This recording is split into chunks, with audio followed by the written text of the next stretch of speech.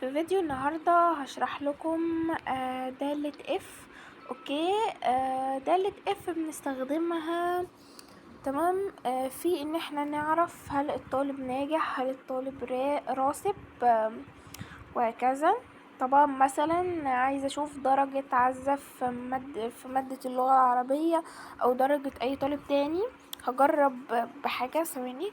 دلوقتي مثلا انا لو قلت في طالب جايب من الدرجة، المفروض ان هو نص الدرجة 100 وهو جايب 90 مثلا، هو الدرجة من 200 وهو جايب 90.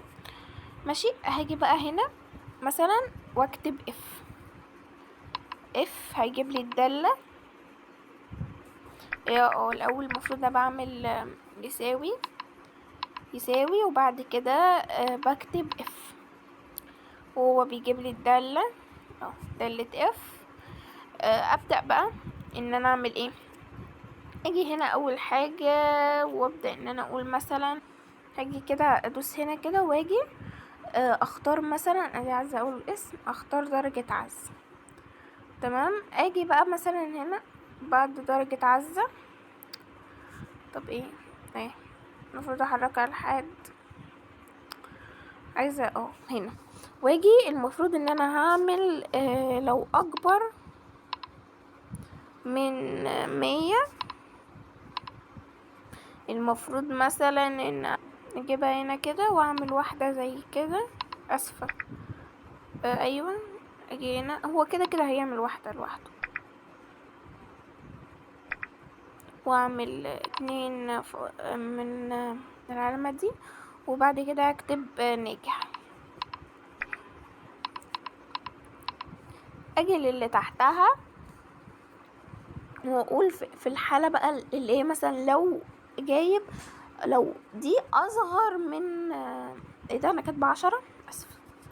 لو دي اصغر من 100، اوكي، هاجي اضغط هنا واعمل علامتين كده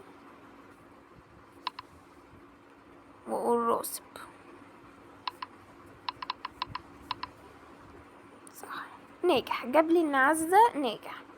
طب مثلا لو ان انا عايزة اطبقها على واحدة تانية مثلا، طب ثواني، عايزة اطبق الموضوع ذاته على دالة على يعني ازاي بقى انا جبت الطالب التاني الراسب وهكذا وكملت في بقية الطلاب.